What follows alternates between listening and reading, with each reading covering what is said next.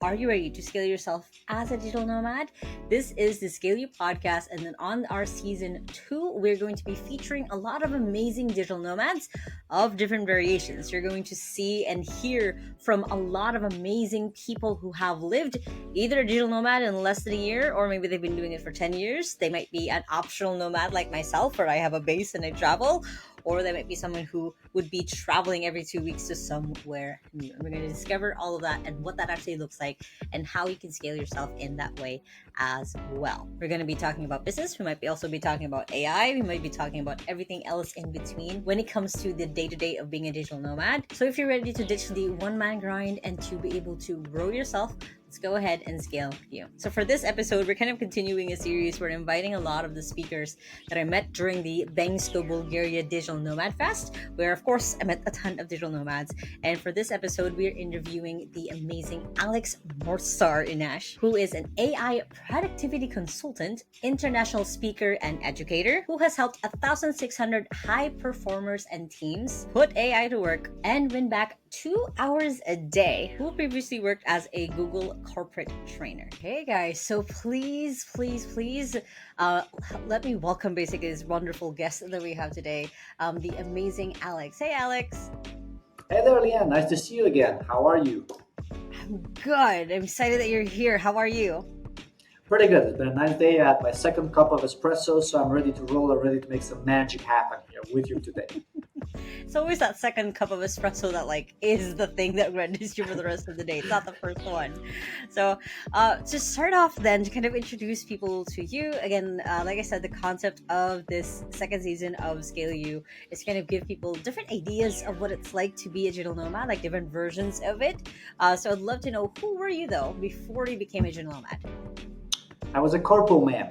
That's what was. Simple answer, basically. I was somebody working the 9 to 5 at the center of Berlin, working with a company together with another small company called Google. And I would start more in the work at like 9 a.m., finish at around 5:30, eat my dinner, spend some time with the girlfriend, watch some Netflix, and then go to sleep. Mm. So that was kind of the we'll call that straightforward, Alex. So then what was the transition like from that kind of day-to-day into becoming a digital nomad? Yeah, that's a great question, and I can tell you basically I had two important moments. So one of them was one of my best friends. He asked me, if they would pay you double, would you be happy? And I knew the answer was like no. And I had a pretty good salary. I was paid really, really well in the center of Berlin with a nice house. And I was like, yeah, no, that wouldn't make me happy. And then the second question is, if you would you do another year of this? How your current life is? Would you do another year of it? And I was like, also in my heart of hearts, I was like, no. So that's when I took the decision. I left the house, I left the job, I left everything that I had in Berlin. I made some plans. I already had some ideas what I wanted to do, and then I just changed my life completely. And this was 1 year and a half ago, pretty much. Yep. And then since then I've been for the first time to USA. I've been to Las Vegas. I've been to New York. I've been to Vietnam. I've been to Canada, Turkey. So I've been outside Europe. It was incredible. That's amazing. And it's funny how it always just takes that one friend to kind of nudge us out of that comfort zone. So it's a good that sounds like a really good friend. So then what was that first kind of walk us through what it is that you do as your digital nomad. At the same time, walk us through what a typical day, week, month basically looks like for you traveling. Right. So I am an AI productivity consultant and educator. So of course I run like a small channel. I have a small account on Twitter where I have 11,000 followers. I have also like on LinkedIn I post content, bit of stuff on YouTube, and a newsletter with around 5,000 subscribers. But I mostly do online AI education, like how to put AI to work for people. Right. I also work as a consultant for B2B for some companies to help upskill their teams with this. So the advantage of doing this job is I don't need to be in the office, right? Everything I do, I teach remotely. I make contracts remotely. Sometimes they fly me to really nice places to just if I can teach the people in person, which I like because I come from Italy, so I'm a bit of an Italian chatterbox. So I have no problem talking for like 3 to 4 to 5 hours per day on calls. And yeah, that's pretty much what I do, which is like AI, like online education, let's put it this way, in consulting. But it's all digital. right? So this is pretty much what I do. My job, what I've been doing since 1 year and a half. But there's a Mm. bit of background to that because I wrote about AI back in 2018 when nobody cared about it. So I had a bit of a head start. Mm. And my typical day, how it looks like, there's a lot of variety, right? So like on some mornings, for example, I get up early because it depends on the tasks, right? If I'm building new products, I want to wake up early and work focused. I don't want to have any meetings, none of that stuff. If Mm. I'm more into like if I want to connect to people, if I want to prepare for some events, to travel to some places, maybe I do want to focus a bit on meetings and connecting with interesting people because that's the beauty of it, right? When you're not always in the office meeting the same people, you have the Mm. option to meet people all around the world. And I'm also like a business owner at this point, so I can choose the people I want to meet, and I can choose to not do calls I don't want to do. It's quite nice, you know. True. But I met a lot of inspiring people, like you, for example, here where I'm currently residing in the beautiful Bulgarian mountains in Bansko. So some days I prioritize like connecting to people. Some other days, for example, I have actually no calls at all where I create my content for the whole week. So I sit down for a few hours, write my content for my social media. I figure out the next ideas for what I want to deliver, what I want to do. Because I do quite a variety of things. Because I use AI, it allows me to do like 10 times more things than normal humans. I can essentially run two newsletters. I do my consulting, I create courses. Wow. Mm. I do content on multiple platforms. I do videos. I help other people with their companies sometimes and their accounts and stuff like that. So I do graphic design too. So there's quite a lot of things that I do. But I do enjoy this variety because I'm a Mm. person that gets bored easily. So I do enjoy having different challenges, switching it up every time.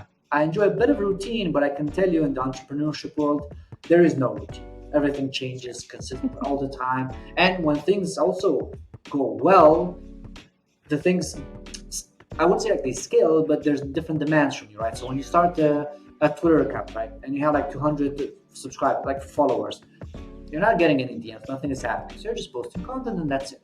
When you're at the point where like at 5,000 or 10,000 and you run newsletters and you have people reaching out to you asking you for consulting and stuff, well, there's more responsibilities and stuff that you need to handle.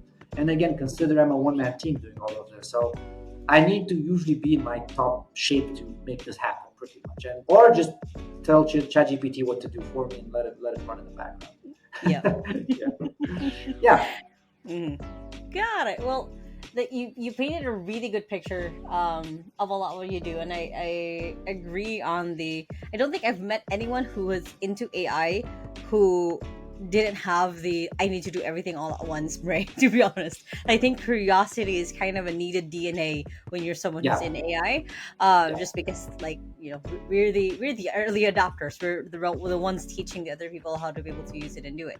I'm curious though, have you used AI yet when it comes to your travel planning, or did figuring out your digital nomad life, or it mostly been on the business side? No, I've been using it for everything pretty much because that's the thing. What I give to my clients is usually what I use for myself. So that's why like I try to, first test it on myself and then give it to them if it works. Because there's a lot of fluff in the AI world out there. So a lot of times when I need to organize my trips or do project management or, figure this stuff out, what I do is I go for a walk with these nice headphones and I talk with it, right? I tell it, hey, this is my budget, this is where I want to Mm-hmm. go. Do some research for me, find for me like make for me like a nice travel plan. I do the same Mm-hmm. when I need to do some cooking. When I go to the gym and I don't know how to use the stuff that's there, I just take a picture and ask it, hey, can you teach me how to use this? So I use it quite a lot and not in the typical way that people use it where it's like prompts. I talk with it, I take pictures of it, I use the Mm-hmm. different GPTs, I build them. So they do a lot for me. Yeah. Got it. And that's like I love that you talk about this because I've not met anyone yet who does it that way. Because like I do it myself, and whenever people ask me, of course, when I'm educating people how to use ChatGPT, I just use the prompting thing. But when they Yeah. ask me like, so what? How do you use ChatGPT? I'm like, I have this app that like I just talk to when I need to brainstorm, when I need to do things, and like with the I love that you talked about the take a picture of it and have it describe it for me, Yeah. and break it down. It's ChatGPT itself, or AI in general, to be honest, has kind of evolved so much, but you do need still to learn the basics of it to be able to learn how to do it. But that's such a good picture of what it's like for someone who, like, my brain is lighting up. I'm like, oh, someone else is doing it. I don't think we talked about it much when we were in Banksco, but it is like how I use it day to day. Like the other day, I made a whole breakfast because I just told ChatGPT, these are the three ingredients I have in my fridge. What can I do with it? And I made I like got two different I got dishes. 3 eggs and ice cubes. Help me out Yeah, figure something. It's like, let's well, make I it think you happen. just boil it at that point. But yeah, so it's a it can be used for day to day. It doesn't have to be just business. So I love that you illustrated that and painted that picture for people. I'm curious what you use for travel though. Like I use just because Google Gemini has the Google Flights embedded into it. I just use that. But for ChatGPT, do you have one that you use? Not necessarily. There is the one that's called like the travel planner that can really suggest you some cool stuff, but also Perplexity, for example, it's really solid, right? If you need to do some True. research and stuff like that, I would definitely go to Perplexity, and I wouldn't just tell it like, "Hey, can you give me the attractions of Barcelona?" I was like, "I am a tourist coming from Italy. I speak a bit of Spanish. I want to Mhm. do artistic stuff. Plan for me a nice little trip based on the information that you have. So to actually go do some research, find relevant stuff on the internet to Barcelona, and then give me tailored answers to what I asked. So you can definitely get some like really nice travel plans. But second, what I can tell you also from the human perspective, not only the AI, is like with the passing of time, I became a lot more adventurous. What do I mean with this? Because years ago, so I traveled all around Europe. This was like 10 years ago when I was a broke student. And I used to plan meticulously stuff like the hostel, the bus, what I Mhm. would see, and everything, what I would take with me. 10 years later, I'm like, I booked a flight for Barcelona for 5 days. I have a backpack. Let's make some magic happen. Like I don't buy the towels, no toothbrush, nothing. I get there, what I need, I just buy it. I just try Mhm. it. I go for a walk. I ask random people in the museums, like, what other museum would you recommend that people don't know? And they would just talk with them. That's what I had this experience Hmm. in Paris, where like I was looking at paintings, and there was this girl next to me, and I was like, I would look at her, and I was like, is there another place that you would go visit here after this one? And she's like, yeah, I can take you to one. So Hmm.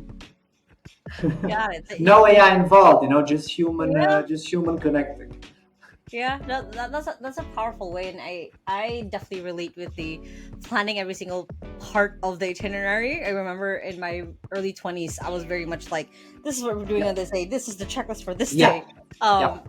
and it has chilled out a little bit as that has gone. Exactly. So same for me. It was the same thing. Where like I was, I don't need to stress that much in all these details. Where like I need to, because then it becomes stress in itself, right? Because you're like, oh, I'm behind schedule. I didn't go to this place, and now we need to catch up. And then it's like, I'm not really enjoying this. I'm Hmm. not chilling. So that's why I just prefer to go in the place and it's like, what do I feel right now? I'm feeling hungry. I don't need to go to the museum. I want to go get some nice food and chill, and that's okay. That's okay. The different uses that we've had for AI, Traveling, travel. organizing trips, Hmm. and being more relaxed about it, right? Because like before, it used to be everything planned meticulously, and now just like go with the flow. It's funny because we were talking about just this as well of like the pressure basically the first time that you're doing it, or like your microphone failing or a live stream, or your camera failing while filming. It's scary the first time, but then you also learn like, oh, it's actually no, forgot your toothbrush is fine, you can buy it anywhere else. Same thing with almost every I once traveled where this was a funny thing that I just now remembered as well, where I was supposed to go home basically here before I flew out the next day. But my flight got canceled in the evening, and then it was moved up, Ooh, and it was almost right next to my connection flight. It was so close that as I ooh, went out the airport, I went back into departure. They were calling my name. It was that's how close the connection was. So that is so stressful. I had to learn to basically shop for new clothes, buy all of my other toiletries. So then I learned like, oh, you know what? I can probably actually literally live off of my backpack. I'll just go through a little bit of clothes, but like, okay, I can relax about this part because you've gone through that. What's kind of do you have a story like that of like having to flights being canceled or changed and then all like, oh, I don't have anything for this trip right now. Now, I mean, one of the situations that I had was like recently when I went to Vegas, because again, I had the same situation with the connecting flights. Mm-hmm. I just arrived at the New York because I was going back to Italy. So everything went fine in Las Vegas. I lost money. I lost some stuff there, typical stuff in Las Vegas. And As then I one come does. back, as one does. And then, I arrived, so I didn't have any experience with these like big American airports. Because the Las Vegas one is quite small, but the New York one is pretty big. So I arrived there and I had like my connecting flight was like 1 hour. Mm-hmm. And I arrived there and I was already stressed about it. Like in 1 hour, but I have only my backpack. So I was like, okay, at least I don't have the luggage. So I should be able to make it just with my backpack. Should be Mm-hmm. fine. And I couldn't find this place. Like I was just walking around the terminal and I was like, where's this gate? Like I don't see anywhere this gate to go from like, New York to Rome. I couldn't Mm-hmm. find it. And I was like walking. And after like 20 minutes, I was like, oh my God, my time is like almost running out. And I finally go to one of these information counters, like, oh no, it's not this terminal. You have to go to another terminal. You have to catch like one of Ooh. these trams, like Yeah. one of those connecting things. And I was like, there's connecting terminals? Like, is it that big that you have to go in another place with the tram? I was like, oh, Jesus. So there was like me running around in a suit, dressed black on black suit, super elegant, just running around like Tom Cruise style, like trying to, I don't know, some action movie or something. Mm-hmm. And then I just managed to barely get there, throw my passport in their face, get on the flight, and I was like just sitting down for the next 11 hours, all sweaty in a black suit. And I was like, God, thank you so much. I was like, please, no. That was such a stressful thing. And that's why since that event, every time I have to have these like long flights, I need at least 3 hours of in between time. If they give me 1 hour, I was like, I'm not taking it. Yeah. I'm not taking it. Give me 3 hours. I get there, I sit, I watch the stuff they have there. I don't care. I want as much time as possible between the interconnecting flights. 1 hour is crazy. Those people are crazy. Well, like the biggest difference of that was mine. I didn't have a choice, and yours was like it was bigger than you thought it was. So it's definitely it's a lot of life lessons there as well. Of like it's better to be kind of a little bit prepared versus like trying to squeeze everything all at once. So then I wanna switch a little back to the things that you're doing right now, which is making people's lives easier with AI, whether that's their life or that's their business. You're doing it yourself, so then you're actually you're living what you preach. And you're actually putting Yeah. into practice what you're doing. So then, what's the and I asked this in a lot of different ways. Essentially, one way that I asked this is like, what's the value that you want to create in the world, or if there was another Alex, let's say you were able to totally duplicate yourself. You had another Alex, a third one, a fourth one. Let's say there's an army of Alexes in the world right now. What would be the change that you would want to push or be able to see in the world?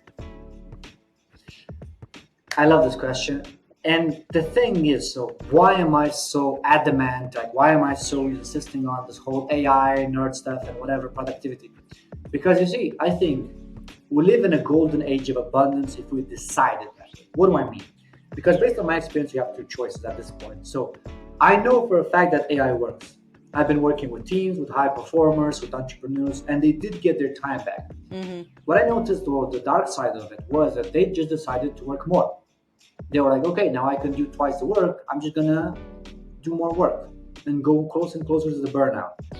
And I'm actually trying to change a bit the public perception of AI, where I'm telling them if you have the tools now to make your life easier, leverage them to be a better human, right? So if like what I give people, like my value proposition is simple. I work together with you, right? So you can win back 2 hours per day with practical AI, no code, as simple as possible. Mm-hmm. So with these 2 hours, I want you to be a better human, right? So you spend more time with the family, you take care of your health, you learn new stuff, you do go and enjoy your hobbies. And the thing is, people are resistant to this. So for me, my job is quite difficult because there's two things I need to teach them to accept AI because it's not leaving soon. It's coming here, and if you just bury your head under the sand, it's only going to get worse. Mm-hmm. But the second thing is like, I was like, okay, you won your time back. Now find some ways to enjoy your human life.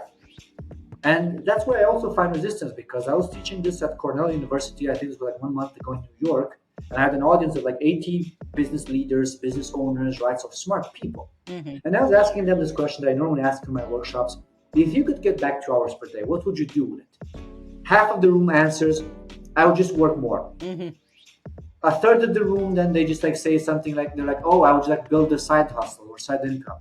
And I mean, I'm a European, so like the European mind cannot comprehend this. I was like, folks, nobody wants to spend more time with the family, go for a walk or something. So, and this was for me like a very eye-opening moment where it's like, yes, we do have AI, but if you're going to work yourself to the ground, is this a good thing? Yeah. So that's why I'm trying to change a bit the public perception. So I do want to give them the tools to be successful, to not get replaced by AI, to be more of what they are, but also to enjoy life, right? So, and this is not a technical thing. This is a human thing. This is a thing that you decide by yourself, and it's tough. It's with some people, with some business owners, it's really challenging. I was one of the victims of this too. Where last year I was like, I was spending time until 1 a.m. because I could do more. Mm-hmm. But then I was like, yeah, but then what changed? Nothing changed. I'm just still a workaholic like I was in Berlin. So I'm not different. Mm-hmm. That's such a beautiful way of saying that, and I love the way that you said it too. That you basically want to give people the freedom to become a better Yeah. human being, whether that's spending time with family, working out a little bit more, being able to. I think the other one that popped in my head as well is like just being more intentional about how you spend your time rather than being Yeah. sucked in. That's such a beautiful vision to have. So thank you so much for sharing that to us. Because then, I hope for anyone who's watching this or listening to this, you guys will also have a little pause, because that made me pause as well. Because I think when we were talking, and you saw also during my talk, because of the freedom that both AI and having a really amazing team has gotten me, I've been able to, like, I think during the Europe trip, I think I read like 4 books. And like being able to, of course, travel, and also being a little bit more present versus like where I was a year Yeah. ago, 2 years ago, where I was just like grinding my self down basically to a burnout. So that's such a great way to look at that. Like, what would you do if you had the extra 2 hours? Why not make it where you're either making yourself a better person or making the world a better place? So that's a good way to see that. So I guess my last question before we wrap it up is, if you were going to talk to, you said you started a little bit more digital nomad like a year and a half ago. So if you're talking about, if you talk to Alex of 2 years ago, as you remember that person who was working in a job that paid really well, but then even if you pay double, you still wouldn't keep doing it, or the Alex who was kind of just figuring out what a digital nomad looked like, what would be your top pieces of advice, even one, two, or three pieces of advice that you would give to that Alex? Hang out with the people that did this already. So for me, again, the biggest unlock was because I was talking with this friend of mine again. This is another great tip that he gave me. It's like, he was like, listen, Alex, I want you to think about this because I have other friends who thought about it. They were like, yeah, I'm going to join you, Stefan. Don't worry about it. And they never did. And you know what? They never will. Mm, Because then life will come in the middle. They will do other stuff. They will get another job and they're going to get used to it. They will not have the motivation, the drive, the capability to say, no, I'm going to change things. mm-hmm. So once you find this energy in that moment, find the person that did this already and spend some time with them. Because he told me, come to me in Bansko, come to the Bansko Digital Nomad Festival, and check it out for a couple of weeks. See how you feel. And that's how I arrived here. I love the place. I built my business here. I've been traveling around the world. I basically created 10 times more than what I was in Berlin. But it's because I took the step and I had somebody that was teaching me, like not teaching me, because he was just there, to keep me company, but it's because you don't feel alone, right? Because we humans, you are a bit like when you go there and you feel alone, you're like, I don't know what to do, I'm lost. But if you have a few people there who could just tell you, oh yeah, this is where I will travel, this is how I manage my finances, this is how I run a digital business, you learn much faster. So you take action much faster. True. And this is what you will need, especially the first 1 to 2 years until you create a bit your passive income, your business, all you need to do. So, and these communities also have been super nice. They're full of smart people, kind people, interesting people. So you definitely meet them. And the thing is for me, is just because I was in contact with him, I got introduced to this whole world because before I had no idea such a thing even existed. So it's all about awareness and finding these communities to support you. But I'm not thinking like economically they need to help you build a business, just to tell you, hey, where should I start? They will tell you, come to this festival with us. You're going to spend 2 weeks, you're going to learn a lot. Okay. That's what changed everything for me. Got it. And that's such a beautiful way of kind of putting it into a step for people of like, hey, I have no idea where to start. Okay, just either surround yourself with people who are a little bit better than you, or even just one person who has that energy that you want to be. Because then I can imagine that then it becomes just more real of like, hey, this is a life that you can live. So Yeah. that's another beautifully painted picture. So I hope whoever's listening to this is enjoying a little bit of your amazing negative wisdom. So Alex, where can people find you, follow your journey, get to know more about you? Like, we'll put all the links below, but how can people find you? So they can find me on my website directly. I have a website called northstarbrain.com. Everything together, northstarbrain.com. I also run this small newsletter. I have around like 5,000 subscribers at this point. It's called AISecondBrain.io. And then they can find me on Twitter and also LinkedIn. I have like my nickname is pretty much like North Star Brain. But if you search on like Alex North Star, something like that, you'll probably find me in a black suit with a golden tie. And by the way, that tie also wears like in real life when I go speak at pretty big events. So you recognize that that's me. So any of these platforms you'll find me. Feel free to DM me. I'm happy to help about digital nomadism, practical AI, or just how to help a bit with the business and stuff like that. Because I made many mistakes in these 2 years since I've been doing this. I can tell you that. I learned a lot, much more than in my corporate work. Like I learned more like in these almost 2 years than like in 10 years of just doing 9 to 5. That's usually how it is. is you do get the biggest lessons when you do take the biggest risks. So and you've lived through that. I will actually go ahead and subscribe myself. I didn't know you had a newsletter, so I'm now gonna go ahead and actually after this gonna be one of your new. You're gonna get twice as smart. You're gonna get twice as smart. Everything will change for you. You'll see. You have all these AI robots working for you. Love it. Looking forward to it. Well, like I said, we'll put all the links below so everyone can check it out. Thank you so much, Alex, for your time today. Thank you, Leanne, for your amazing questions. Well, painting also beautiful answers. That was kind of the highlight for this. Because I tried, I can tell you this, so I try to keep it, because people expect from me the AI tech nerdy answers, and I just switch it up to the human perspective. Because a lot of the times, I don't teach AI tech. I teach how to be smarter humans through AI. I love that. That's a really good way to end this podcast.